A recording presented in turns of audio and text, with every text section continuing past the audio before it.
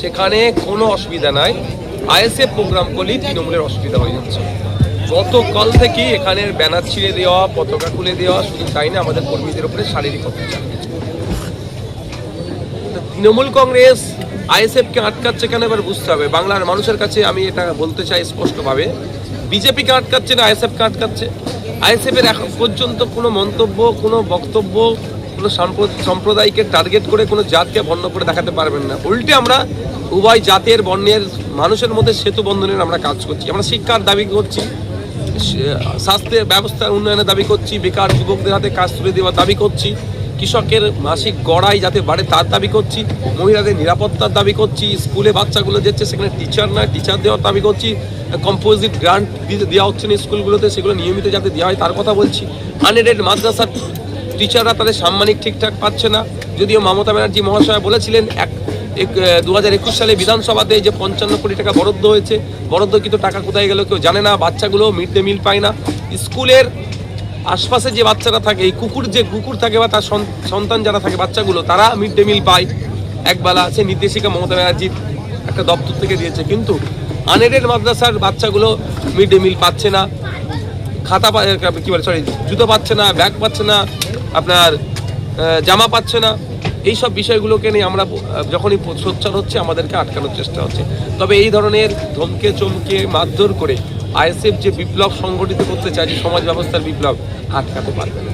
তবে প্রশাসনের তৎপরতার জন্য বিষয়টা আর খুব একটা বড় আকার নেয়নি।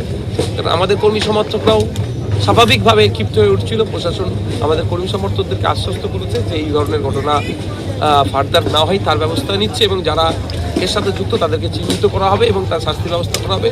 সুতরাং প্রশাসনের যে আশ্বস্ত করেছে সেটা হওয়ার পরে আমাদের কর্মীরাও সংযুক্ত ছিল, আর একটু ধৈর্য ধরেছে।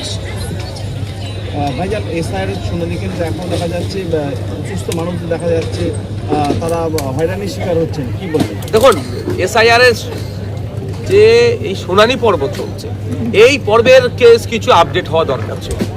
একদম এসআইআরটা কোনো রকম হোমওয়ার্ক না করেই ইমপ্লিমেন্ট করার চেষ্টা হচ্ছে, ফলে এই দুরবস্থা। এআইকে দিয়ে করাচ্ছে, নামের আকার ওকার ভুলের জন্য শুনানিতে অনেকে ডাক চলে আসছে বা রিভেরিফিকেশন এসছে, যেটা কোনো ব্যাপারই নয়। দেখুন, বৃদ্ধ অসুস্থ মানুষের ভোট আমরা দেখেছি, ভোটের সময় বাড়িতে গিয়ে নেওয়া হয়। তাহলে অসুস্থ মানুষ যারা বা যারা বয়স্ক মানুষ, তাদের শুনানি তাদের বাড়িতে গিয়ে কেন হবে না? এটা চেঞ্জ করতে পারছে। আর অহেতুক আমি মনে করছি এটা পেরেশানি করা হচ্ছে, কারণ 58 লক্ষ নাম বাদ গেছে, কয়েকজন ছাড়া সেগুলো রেকটিফাই হয়ে যাবে, কয়েকজন ছাড়া কোনো অবজেকশন নাই। ফলে মানুষ প্রশ্ন করতে পারে শুভেন্দু অধিকারীদেরকে, তো 1.5 কোটি রোহিঙ্গার গল্প শুনেছিল, কোথায় গেল তোমার রোহিঙ্গা 1.5 কোটি? সেই জন্য হয়তো শুভেন্দু অধিকারী এই কথাকে মানে ঘুরিয়ে ফিরিয়ে একটা জায়গায় দাঁড় করানো, আর এত কোটি টাকা খরচ করে এসআইআর হলো, বৈধ ভোটার সবই অবৈধ ভোটার নাই, যদি এই ধরনের আওয়াজ কেউ তুলে দেয়, মৃত ভোটারের নাম বাদ যাবে, কোনো কথা নেই, সেখানে কোনো কনসিডার নেই। যার কোনো অস্তিত্ব নাই, যে ভোটার লিস্টের নাম আছে কিন্তু তার ঠিকানা অস্তিত্ব খুঁজে পাওয়া যাচ্ছে, তাকে খুঁজে পাওয়া যাচ্ছে, সে তো বাদ যাবে। আর শিফটেড দ্বিতীয় জায়গায় চলে গেছে, সেইখানে ভোটার লিস্টের নাম উঠবে, এখানে ভোটার লিস্টের নাম কাটবে, এটা স্বাভাবিক ব্যাপার।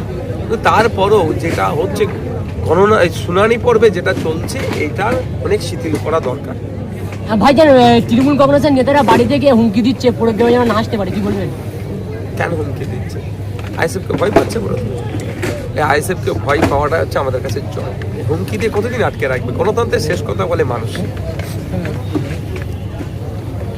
যেই তৃণমূলের নেতারা হুমকি দিচ্ছে, সেই তৃণমূলের নেতার ছেলে মেয়ের ভবিষ্যতের কথা চিন্তা করে আমরা লড়াই করছি। সেই তৃণমূলের নেতাদের মধ্যে কারো বাপ মা নানি দাদি কবরে শুয়ে আছে, কবরটা বাঁচানোর লড়াই আমরা করছি। সেই তৃণমূলের নেতা মসজিদে যায় কি যায় না বলতে পারবো না, কিন্তু তার মহল্লায় যে মসজিদটা আছে, সেই মসজিদটা বাঁচানোর জন্য আমরা লড়াই করছি। আবার সেই তৃণমূলের নেতারাই আমাদের লোককে ডিস্টার্ব করছে। শুধু তাই না, সেই তৃণমূলের নেতাটা আগামী দিনে সংরক্ষণের কোটা থেকে পঞ্চায়েত সমিতি জেলা পরিষদে কন্টেস্ট করতে পারবে কি পারবে না, সেটা দুদুল্যমান আছে, দ্বিধাদ্বন্দ্বের মধ্যে আছে। আমরা লড়াই করছি তারা যাতে ওবিসিটা ঠিকঠাক করে পায়। আর কিছু কোশ্চেন? Okay, thank you.